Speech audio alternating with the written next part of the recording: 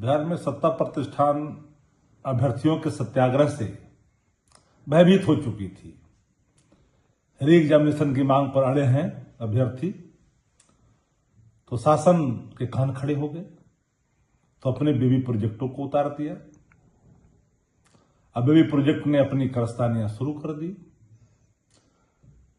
जो सत्याग्रह थे उसको बल देने के बजाय आलीशान वो धरने पे बैठ गए। ऐसे आलीशान धरना जिसमें सत्ता संरक्षण की, प्रोटेक्शन की बू आती है, करोड़ों के बहन है, लग्जरियस, उसका इस्तेमाल हो रहा है। ऐसो आराम, ये कैसा है अनशन? इस अनशन के पीछे शासन बैकडोर से मदद कर रही है। मकसद अभ्यर्थियों की मांग को भटकाना है। यह अभ्यर्थी की मांग अगर नहीं मानी गई तो फिर एक नॉर्मलाइजेशन सामने आएगा।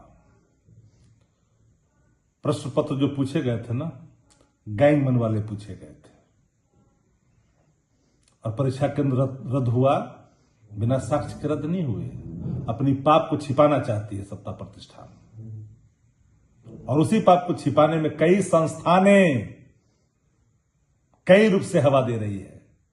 नुकसान किसका हो रहा है? ये अभ्यर्थियों का। ये अभ्यर्थियों की कोई जात नहीं है, माफ करना। ये सब के सब अपने हक के लिए एक मंच पे खड़े हैं। भटकाओ मत, इनकी मांगों को मानो और री एग्जाम करो। 10 डिग्री टेम्परेचर में अभ्यर्थी री एग्जाम की मांग पर अड़े हैं। सरकार चुप है। नेता प्रतिपक्ष 2 बार पत्र लिखे सरकार को।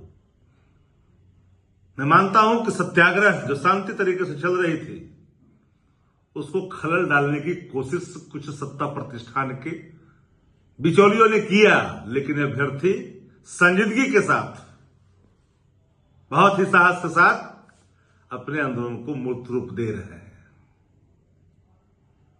भैरव शिखंडी का उदय हुआ था,